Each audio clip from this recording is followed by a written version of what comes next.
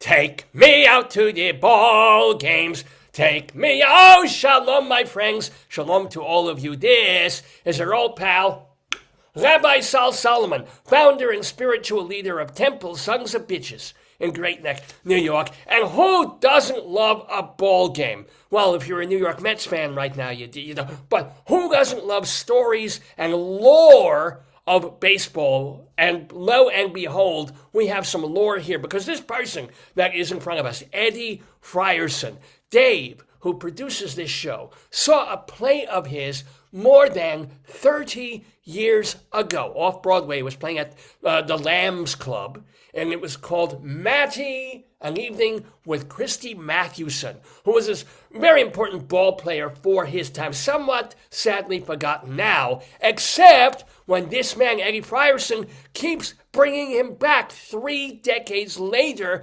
doing the Matty solo show. He's going to be doing it, in fact, at the Santa Monica Playhouse on August 15th and 16th, so get your tickets. Why should you see? Well, let me tell you a little bit more about Matty as I introduce this man. First of all, he's maybe better known in the industry as a voice actor. I mean, he's got a body too, but he uses his voice in lots of TV shows and movies and games like Power Rangers, Cloudy with a Chance of Meatballs 2. He was verbally in the Dr. Dolittle movie with Eddie Murphy. We may ask about that. You heard him in Moneyball and, of course, Osmosis Jones. Plus, he's done a bunch of Japanese things that only incels really kind of know about. He's won awards for his theater work in LA and New England. Won't you please welcome to the neighborhood, EDDIE FRIERSON. Shalom, Eddie, back her up. Shalom. How are you? Not so good, but what can you do? I'm Jewish. You're in the As long as you're batting behind me, though, I know I'll be protected, so it's all good. Thank you. There you go. See, I've got the spirits, the good things channeling at you. Now, one thing that we didn't mention, and one reason that you're so connected to sports and to Matty, the Christy Matthewson story, is didn't you want to be an athlete early on?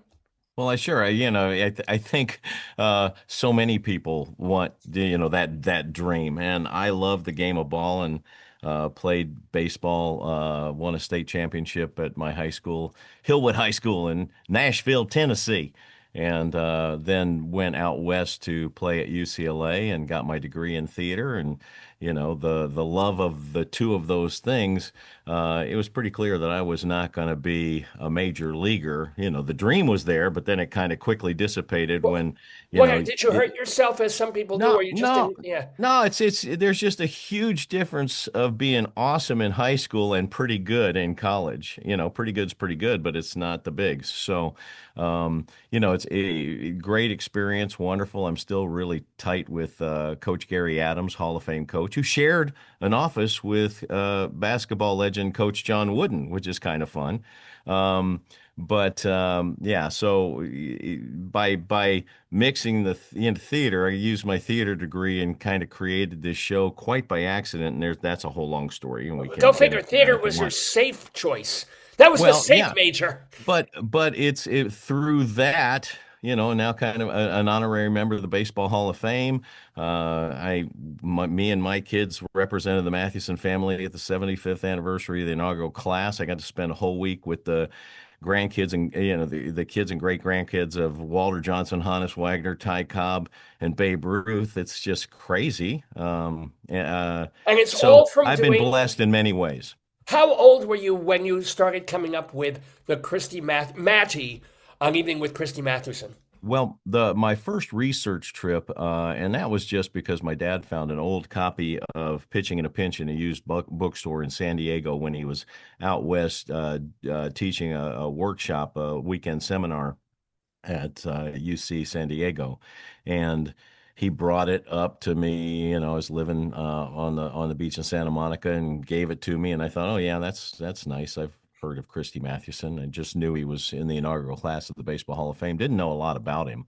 And that sat on my shelf for a couple of years. And then when I was running out the door to go to a family reunion, I needed something to read on the plane. So I just reached back in, and that happened to be the book that I grabbed. And I was laughing out loud on the plane before that was a thing, long before that was a thing. And when I got to the beach with my dad, I said, "Hey, that book you gave me, I think I can do something with this book." And he's like, "Well, where was he? Where's he from?" I said, "I don't know, Factoryville, Pennsylvania." He goes, "Well, where's that?" I said, "I don't know." He said, "Well, why don't we go down to the AAA and we'll get a map and find out?" Remember when we used to go to the AAA and get maps, Yes, the I do auto remember club? this. Yeah, I used to have. I'm so old. I remember when it was the single A, and the map didn't even use it was the size of your palm, and it was 2 blocks. You know, There you go. Well, others have been there since it was rookie ball. I don't know, but we found out. It's. He goes looking at the map. He said, "Oh, it's outside of Scranton, and Honesdale's right over there. Walter B lives in Honesdale. When we get back to Nashville, why don't you take the old beat up Colt and drive up there and see if anybody's still alive?"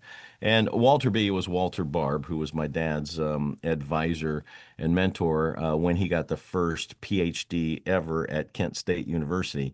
And your father did, not Walter B. yes, He my was dad by your did. dad My job. dad, Wow. my dad did. But Walter was also the editor in chief of Highlights for Children. So, Whoa. every time you went to the doctor or the dentist office and you opened up Highlights inside the front cover, Walter had My given doctor my was so dad. bad. He had low lights. It was a terrible There doctor. But yeah. you go. Well, my dad was on the board for that. Walter gave him his first big credit, and so he was on the inside cover of that every time you went to the dentist when you were a kid. So that's kind of fun. Yeah. But anyway, he went up there, and by the second day of this trip, without going into it because it was just mind-boggling, amazing. It stopped being about this book and these unknown characters and started being about this amazing person that I didn't know anything about. And it wasn't any longer about me and having a vehicle to, further my career, but people really needed to know about this person who was the most famous person on the planet for the first 15 years of last century. And he was ahead of his time, really had an outlook on life. And so I've been able to introduce him to so many people. And I just consider him a very, very, very good friend. And there were people that were still alive back then, who remembered him as little kids. They were all in their 90s, but got But some so fantastic give us stories. a little idea of first of all from the book what you found so funny, and then what was so amazing about this guy Matty. I know you do it in your show, but Mhm. what was it in the book that caught you and made you laugh so much? And then what did Well, you learn about him from people? there was one particular story in the umpires chapter that just, and of course it's not in the show and has nothing to do with it, but it's kind of the thing that grabbed me where, oh my gosh, there's laughs in this. There's an old umpire, Silk O'Laughlin, who always dressed impeccably. The players said he did not sweat, and he had this amazing voice. And so he would sing before the games, and he was a big strike to person when things were going on. But the line that cracked me up is, they said, everyone was afraid to slide into home plate when Silk was working behind the dish for fear that they might cut themselves on the crease in his trousers. And that made me laugh. Then, I found out, years later that Silk O'Laughlin ended up walking away from umpiring, moved to Europe, and was a big opera star in Europe. Crazy, Wow. right? And so they're just little things like that. And the more uh, anecdotal stories that I got and the real life experiences that I found out about him, By the way, able what is to so use. great about him as a ball player? What was he? Well, he's arguably the best pitcher that ever lived. Won 373 games, although he only knew of 372 of them. They found another win for him in a game that he won, that he came in to save when the rules didn't exist the same way as they do now. But they found that win because Grover Alexander went ahead of him with 373 and retired. And so then they found a way to tie them both for the most wins in the National League, which is a story most people don't know. No, At the time, Grover was, oh my gosh, he eclipsed Matthewson. But anyway, there he invented what we I mean, he didn't invent it. He was just the only person who threw it, what you would call the modern day screwball. And so that was sort of his Huh, please, everyone calls hook. me a modern day screwball. That's There you go. His hook, shall we say, the opposite break curve that some can throw. Like Fernando Valenzuela is the last one who really threw it well. But Carl Hubble, was the next person, decades later to throw it, and of course, the rest of his life, his arm kind of hung limply by his side, turned outward because he threw it so much. Matthewson would just throw it when he was in a pinch. And I have a great story though. Robin Roberts. Um, I was doing the show. what, Good Morning America? That Robin Roberts? No. Yeah, Robin Roberts from Philadelphia Phillies.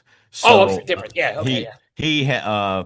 I had gone down. He was coaching at University of South Florida back in the '70s, and I had gone down on a recruiting trip. Didn't end up going there, but now it's 20 years later, and I'm going to be doing the show at the University of South Florida. And a fellow from the Tampa Tribune had called to do an article, and I convinced him that you don't really want to do an article about me. But you would like to do an article and an interview with Mathewson's niece, Grace, who was Henry Mathewson's daughter. And he did, and it was this wonderful spread and all that. But at the end of talking to him, I said, "Hey, you don't happen to have Robin Roberts' number, do you?" And he goes, "Coach Roberts? Oh yeah, I got it right here in the Rolodex." Still was a Rolodex in the late '90s. So he gave me the number. I called. His wife answered. She said, "Oh, he's not. Coach isn't in right now. He'll be back tomorrow. Can I take a message?" And I gave the message, and I said when he called back the next day, remembered me somehow, and specifically about the day that we were in his office, which wasn't really pleasant for me. But now he's just like boisterous and fun and whatever. He says, "Can I bring 14?" It's like 14, sure. So he brought 14 people to my show. And after it was over, him being a ball player, I'm back, I'm trying to get dressed and I'm, buck naked in the dressing room. He comes bursting in. He's like, "I've got a Christy Matthewson story for you." So, oh, really? And he just comes in, pulls up a chair while I'm getting dressed.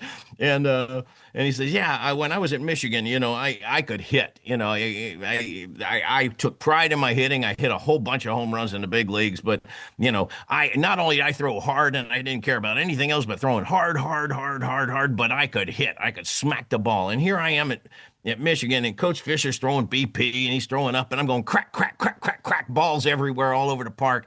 And then he throws a pitch, and I swung, and I missed and spun around and almost fell down. And I said, "What was that?" He goes, "Get up there, hit it again, Roberts, go. Let's try it again." Throws again. I spin in a corkscrew. I almost fall down. I go, "What is that?" And he goes, "That, Roberts, is Matty's fadeaway." And he taught me how to throw it because this fellow, Coach Fisher, had played for the Cincinnati Reds when Christy Matthewson was the manager of the Reds 1916 to 1918. And he tried to teach everybody he met how to throw the fadeaway, and nobody could be disciplined enough to actually learn it to throw in a game.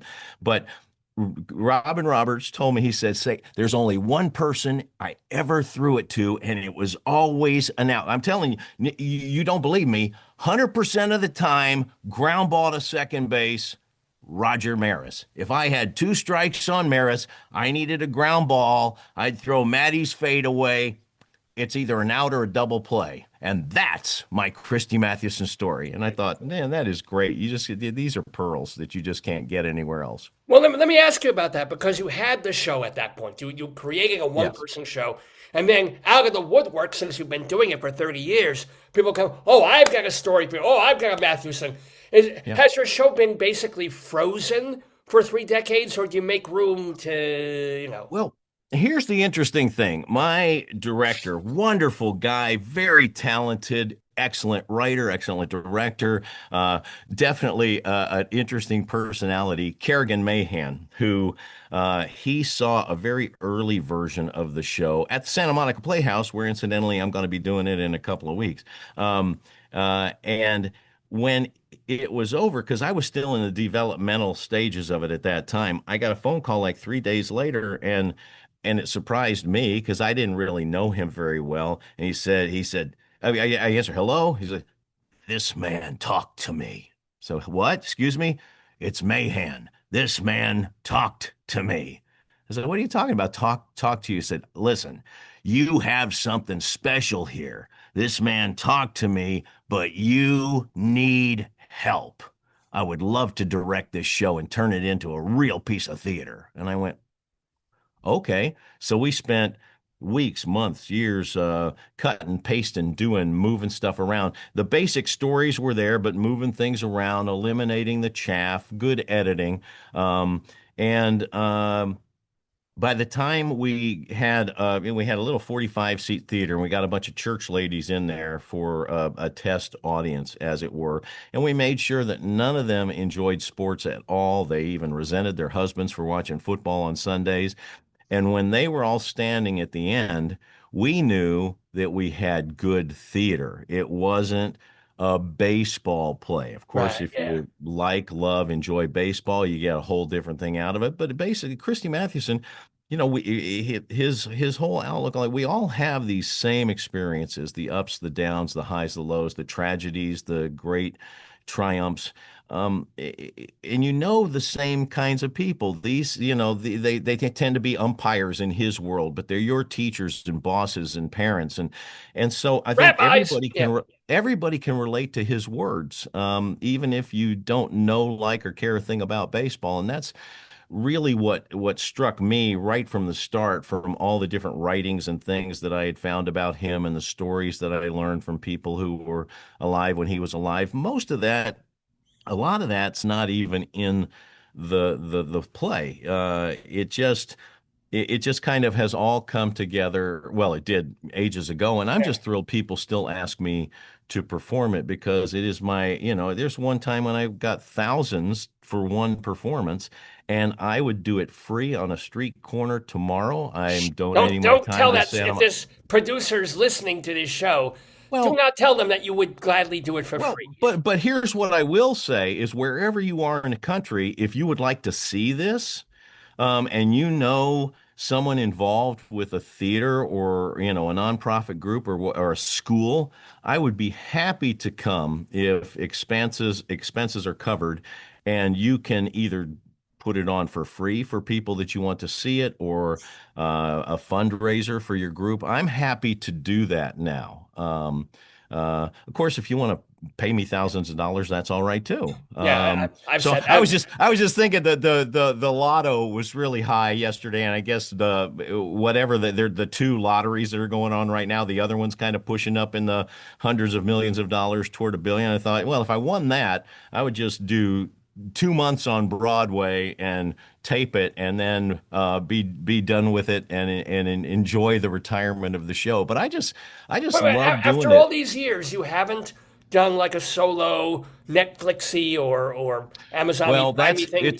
it's a really sad story. Back when we did it in '96 at the Lambs, um, the what is now ESPN Classic, it was Classic Sports Network at the time. They wanted to tape the show and have it for broadcast. We had this whole deal done up because it was the early days. People didn't have high def TVs yet, and they were trying to create high def content for when that came out. And so they were going to send their film crews to come and do it over several days, and then they were going to allow us to have to retain the sales of DVDs and tapes and whatever else we wanted, and it would cost us nothing. The deal was, though, that they could broadcast it at least twice a year for 10 years, and that our compensation would be the proceeds from one commercial break every time they aired the show. All It's like, right. man, you can't beat that. But they could only do it the week after Christmas, and we had announced months in advance that we were closing the beginning of December because my daughter was newborn. I was going to miss her first Christmas and all of that. So they said, hey, if you can get someone to professionally do it, broadcast ready, the same deal stands. If you can do that. So we scrambled to try and find a crew to Yeah, yeah, do it, and we found what we thought was really a wonderful group. They were going to shoot four cameras with two different shows, matinee and an evening performance on our last weekend, and they did. But as I came into the theater, they had taken all the gels off the lights. I said, why are you doing that? That's going to change the way it, oh, well, for TV, it's got to have the thing. I said, but don't you have beta cameras? I mean, won't they pick up the light properly? Can't you do color correction? I mean, you're going to wash it all out. No, no, no. Trust me, this is the way it goes. Okay, fine. You're the pro. And then they tried to put a wireless mic on me. I said, look, I move too much. I hit myself. I do all this. Oh, we'll put it underneath. It'll be fine. You won't even notice it. It's like, but I'm okay. I trust you. Okay, let's do this. And then I said, the cameras, I need a wide shot and a tight shot and a left and a right. And that's it. And don't move them. Don't zoom in. Don't zoom out. What we'll do is we'll create pan and zoom with working with what we have, and fade in, fade out. But I don't want the camera moving, because then we won't be able to do that. And it's like, okay, we got it all. Great, fantastic. So we shot the show. It was months after I got home before I got the first cut.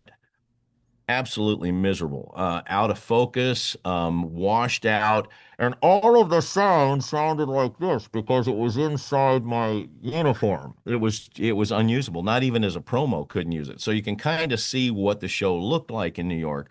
But that was such a horrible disappointment, because literally the show would be known to everyone if that had happened, or if Classic Sports had been able to do it. I mean, Bob Costas would still be doing it on Wednesday nights on the.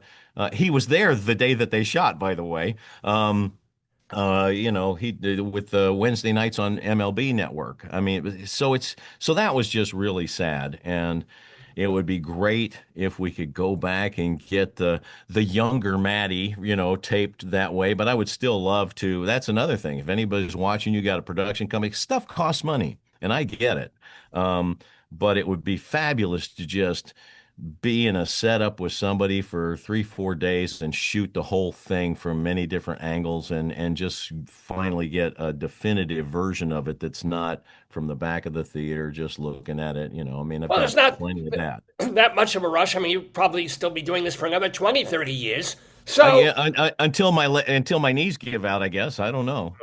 now you have done other, you mentioned another one-man show that you did. Were you working on? This is not the only show you've ever done, right? Well, There's no, no, I've done dozens of performances of different stuff, but this is the only one person thing that I've done. At one time, I was looking into. I've always been fascinated with President James Garfield, and I thought, well, that was a really interesting thing. Just awful because people don't know anything about him. Uh, well, and if it's Garfield, you might as well take a shot. Yeah, Well, that's a little comedy right there. oh, that got me in the back. Oh, thank Oh, you. oh, too soon. That's just too soon.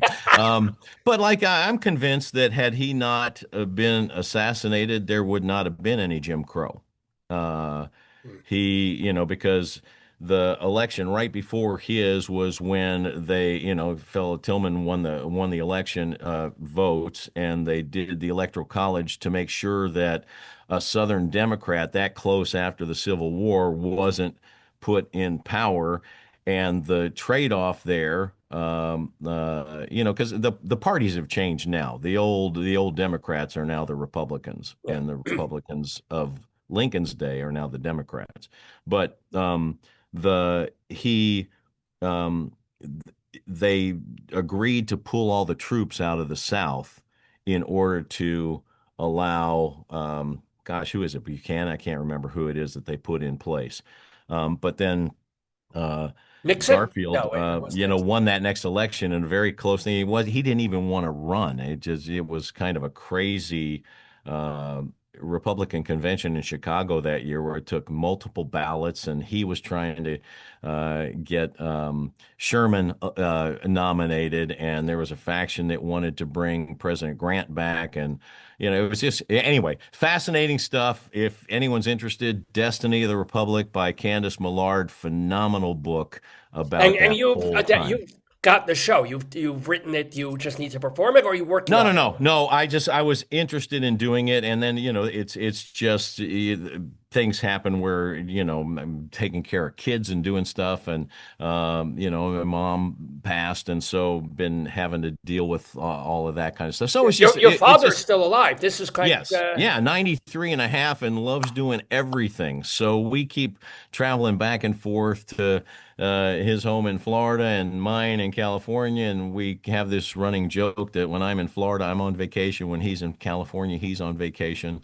And so, we'll be back for the Matty show at the Santa Monica Playhouse and So all he's these going to be other in the things that are audience for going that. on. Oh, he'll Huh? be watching you in the Oh, yeah. audience. Oh yeah, and when I'll go into rehearsals for the show Miss South Dakota in September, and he'll probably go to all the rehearsals because that's what we do. He flies with the.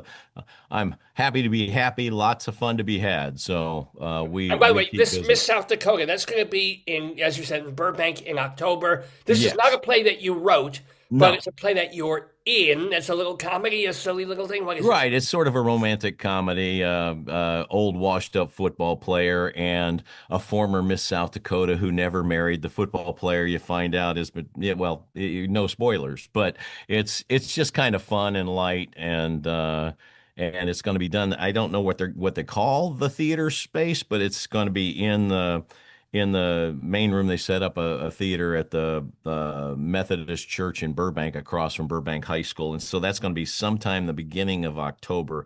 And again, I'm not sure the dates yet because we haven't started the rehearsals. So, Well, if but people I are started trying curious. to learn lines, and that's not an easy thing to do. I'm not at my age. I know. I'm telling you. By the way, if you want to keep tabs on Eddie Frierson, remember, first of all, if you want to go see his show, Matty.org is the website, matty.org. Find out about seeing it August 15th and 16th at the Santa Monica Playhouse. But all your other projects and your history and your life, you do have a website, EDDIEFRIERSON.com, Frierson, Right. EDDIEFRIERSON.com. And Now, yeah. I'll be signing autographs at the Power Morphicon, the Power Rangers convention at the end of August at the out at the Pasadena Convention Center. So that'll be fun too if anybody wants to come and meet me. Is that your main source of income? Well, voiceovers, I guess, and also going to It's these con it things. well, no, I the con thing I just kind of do for fun, and I really feel bad about even charging people for signing stuff. I really do. But that's the way those things work, and people seem to be happy to do it, and I don't want to rock the boat with everybody that is making money around me. So I tend to enjoy talking at the cons to fans and stuff more than anything else. It's not a moneymaker for me. Well, what I are just Power really. Ranger fans like? Are they pocket protector, nerdy people, or And things you wouldn't expect? you would be surprised. It's a wide range. You've got some that are like Star Trekkies and whatever that dress up and do all this. You got others that bring their babies in strollers. There's others that just look like regular businessmen. And there's others that just are wandering around, soaking it all in. To me, I find it remarkable because. I never thought much of the show as far as like quality and high entertainment and what have you. But the kids that watched it, who are no longer kids, it apparently affected them deeply, and I appreciate that. And the season, I mean, I did so over the course of many seasons. I did lots of monster voices and different stuff, but the one season, Time Force, Power Rangers Time Force, I was the voice of the evil robot Frax. Um, and it's the only season of the whole Power Rangers thing that the Rangers did not win. And so it's kind of become this cult season for fans. And my character, the robot, goes through this whole cathartic thing at the end. And I guess it has moved a lot of people. And there's all kinds of clips on YouTube about all Do that us a favor. Frax's fury. Can you give us? I don't know if they jimmy it in post and do things to it beyond that, but can you give us a little frax? Can we hear a little bit of Eddie? Well, it's kind of embarrassing. The thing is when I first went up, I got the call from Scotty Page. He said, "Hey, hey, I got a robot, got a couple of lines. Can you come up and do it? And it's like, yeah, sure. It's a job. So I went up, and you see this golden robot, and just laughing, go, "See, he looks like someone who sounds like this. Yes, master. Oh, yes." And we laughed, and so that's what it became, not having any idea that in the next episode there would be more lines, and then more after that, and then he's a main character. And the thing was, about the second episode, there was a point in time where his eyes popped out, like when there's the commercial break for a soap opera, and there's dun dun dun dun, and they zoom in, just like this, right? Well, here it is. The robot's eyes pop out, and it had this sound effect like the old, I know you'll remember this, the Rock'em Sock'em Robots. Right? As the eyes come out, that little Yes. gear noise. And it was pouring rain outside, and I said, "Hey, can I try something? Because I don't want to go get in the rain." I said, "Try what?" I said, "Just run it." And when the eyes popped out, I went into this maniacal laugh. Right? Sorry if that's too loud. No, actually, we didn't hear it because I don't know. It broke up because it was too loud, but it was There we go. That's this maniacal, loud, like demon laugh. And we were laughing so hard, we're all on the ground, like laughing. And oh my gosh, that's crazy. Oh, that's funny. You know what? That's staying in, you know. So I go in the rain, whatever. Then anyway, he calls and says, "Hey, we got more of the robot." And I go back, and now 3 times in that episode, his eyeballs pop out, and now it's a thing. So every time his eyes pop out, it's the noise, and you would be shocked. Well, maybe not, but the fans love that. Hey, do the laugh. Do the laugh. Yes. And it's like, okay. But if you're in a convention center, I can only do it really loud. So everyone's heads turn. It's kind of like when I try to say, oh, the noise of the zombie gal in I Am Legend when she's on Will Smith's table and pops up and her mouth is like, and the jaws popped out. They needed a sound for that. And I ended up being me doing this loud, incredible, stupid noise. And that's the other one. It's like that is really loud. It's like chalkboard scratches times 97. So Oh, I've been told my voice is incredible, stupid, loud. Tell me. well, when I do it's stupid loud, sermons, but it's so intelligent and deep and emotional and powerful and so inspiring. yes, Rabbi. and perspiring. Let's just get this from my ear. Oh, now, He's the perspiring, inspiring rabbi. I love there it. you go. And as long as I'm not expiring yet, couple more Oh, years. that's good. You got time. Do you do impressions since you have so much quality of your voice and can Well, do so you many know what? voices? I mimic stuff.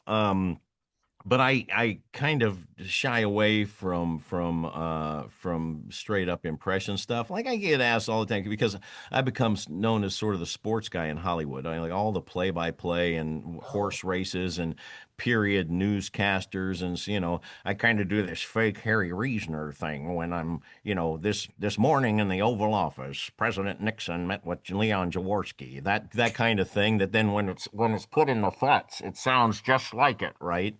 But to me, it's a cartoon voice. Doing Red Baba, doing his fouled back this way, wind blowing out toward right field here at Ebbets Field. Jackie Robinson on deck, doing that thing. I kind of that little fake thing, and that same thing in double speed is my horse race announcer. Secretary on the far side, around the far turn. Here they come, up by 2 lengths, and so.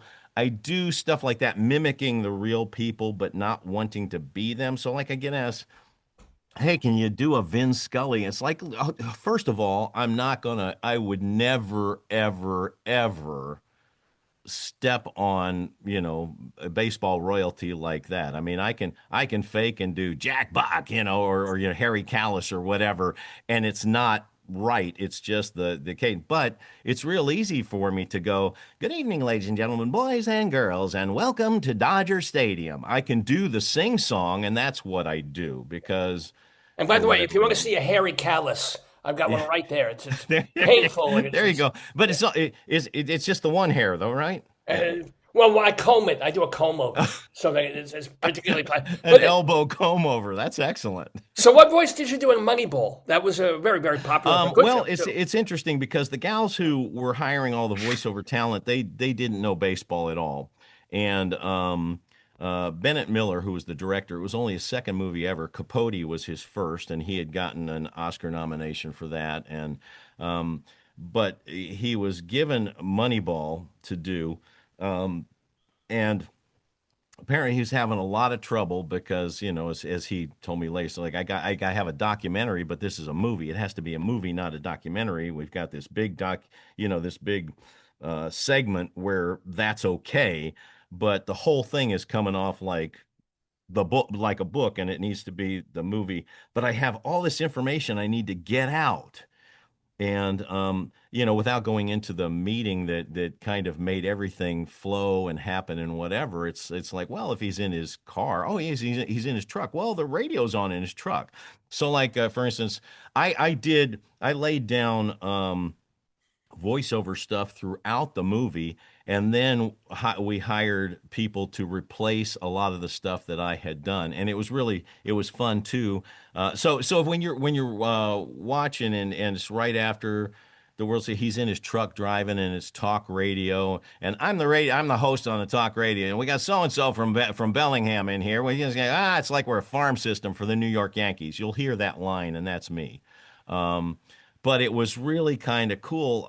The one day, because I mentioned Bob Costas just a little while ago, that he was there that last weekend when we were taping the show, and he's been a friend ever since. It's just kind of amazing. He's exactly like you would expect him to be in real life. Just he's like the brother next door that's got that voice.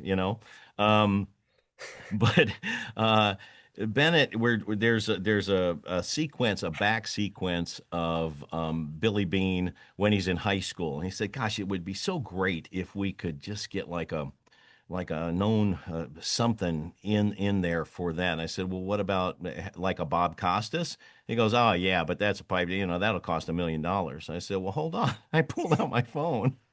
And he answered, and I said, they can't afford anything but the day player rate. Would you do it? And he's like, absolutely. Here, hold on, let me put you on. I put him on with Ben. And so he's in the thing. And what's so much fun for me is in the rolling credits, I'm just under Bob in the scroll at the end. And so that to me is really fun. And we still exchange Christmas cards every year. It's just a hoot. I can't believe it. When he saw the show in New York that weekend, and that next Wednesday, so this is 3 days later, my mom calls me on that Wednesday night, says, "You're never going to believe who we had breakfast with." I said, "Who?" She goes, "Bob Costas." I went, "What?" He was here on a speaking engagement. He looked us up in the telephone book. He gave us a call and said, "I just saw the show and I'd love to take you to breakfast." And so we went down to the Union Station downtown in Nashville. It was just so great. I'm like, okay, cool. It's so I love hearing Mensch stories. We always we get yeah. It's really great when people that you would expect to be neat, nice, wonderful people actually are. So that's kind of good. Especially when people like me are not. But you certainly well, are. that's just the comb over talking. Come on. Yeah. Oh, I gotta flip it the other way. There we go. That's better. Now you're loved. Okay. We're talking with EDDIE FRIERSON. Please remember that he's doing his show, one-man show, Matty, an evening with Christy Matthewson, about this legendary baseball player, which you can see at the Santa Monica Playhouse over on 4th Street in Santa Monica, California. August 15th and August 16th. You can get tickets at either matty.org or Santa Monica Playhouse. They have the website there too. You can find out more about EDDIE FRIERSON by going to eddiefrierson.com, because he's going to be doing a comedy show in Burbank in October called Miss South Dakota. He won't be doing Miss South Dakota. I think your wife would have some issues with that. But he's doing a play called Miss South Dakota, and that's happening in October. So one last question for you, EDDIE, before we have to let you go. I'm not sure which one to ask. Which has the better story involved? One, you were in a movie or a show or a TV thing playing Bigfoot. Or two, you were on the classic TV game show Tic-Tac-Toe. Which is the better story, Eddie? Well, they're both good and not too long. So the first one is Tell them both. it was Little Bigfoot, and for whatever reason, that became a cult classic. So I'm just the noises for Little Bigfoot in Little Bigfoot 1, 2, 3. There were several of them, but it's like whatever the noises were. It sounds on like that. my colon. My God. Well, yeah. and that was done at the same time as another cult classic, Killer Clowns from Outer Space. I know that one. I am all of the clowns in Killer Clowns. So Squeaky all the way to Clownzilla. Wait, do that one again. It didn't come through. We didn't hear it. Try and do it low. Do it low. Just turn up the volume 20 times. Anyway, so we thought in both cases that these are really lame movies. These are going straight to video and sent to, Bangladesh. I don't know. But Killer Clowns, it has had a revival. It is now like the top Halloween costume, and this is 40 years later. It's kind of crazy. But so those are Little Bigfoot and what was the other question? Oh, the other thing is, before you were even really doing anything as an actor, as a voice person, apparently you were a contestant on Tic-Tac-Toe. Was that Wink Martindale? Do you have a Wink Martindale story? Wink, he had just retired or moved on. Shit! It was a new guy, had big mop of blonde hair. And he was really like this. It would have been, good at that thing, but it's like, oh man, it would be like if you didn't get Alex and you were on Jeopardy. You know what I mean? Or Art Fleming.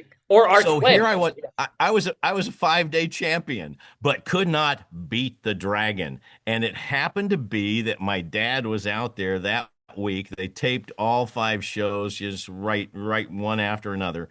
And I just remember there's this one the category that kept popping up, and when I had to pick the square, it ended up being famous. It was famous blondes, and it was like the 4th time I go famous blondes on the right side, and he goes, "You seem to like that category."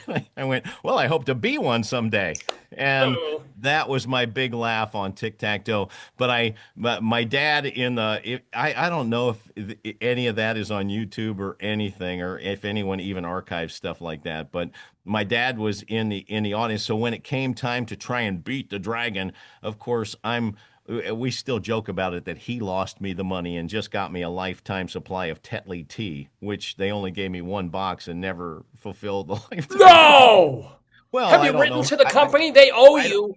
I don't know who to ask, and I'm not a tea person, so it doesn't really matter. But he's doing things like our house address in Nashville and phone numbers and stuff for picking the thing, and you got all the way to where you just needed one more, and then it would be the dragon, and so it didn't get that trip to Tahiti or whatever was the giant yacht or all the other. But 5-day champion, that's bragging rights, baby. That's all right. And it was good and at the time it was like about $5,000, and that was a ton of money for 1980. A guy living on the beach in Santa Monica, coaching at Santa Monica High School for basically 10 cents an hour, and refereeing volleyball. That's how I was making my living before the acting stuff really kicked in. So, well, we are thrilled that the acting stuff kicked in and continues to kick, hit, punt. Actually, kicking, there's no kicking in baseball. No crying in baseball, no kicking in baseball. But there's certainly acting in baseball, because this man is doing the show Matty, an evening with Christy Matthewson. See it at the Santa Monica Playhouse on the weekend of the 15th and the 16th of August. Get your tickets. You have one more thing to say? Well, I'm just saying, as a reminder, if you're watching this archived long after August 15th and 16th, just keep going to the website and see if I'm coming to your area, because, for whatever reason, and I'm thrilled, I still get asked to do this even now that I'm much older than Christy was when he passed away. So it's all kind of neat.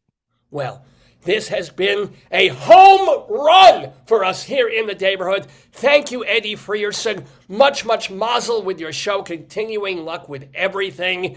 Oh, what a grand slam. Shalom I to had a you. great time. Thank you so much. And I'm gonna use that comb over on the elbow joke I'm working on this one too. This, forever. yeah. Oh, you got them on both sides? Yeah, I Excellent. might go Brazilian on this. I'm thinking. I'm not sure. Okay. You know what? A good wax might help. Bye. Bye. Shalom to you. Shalom.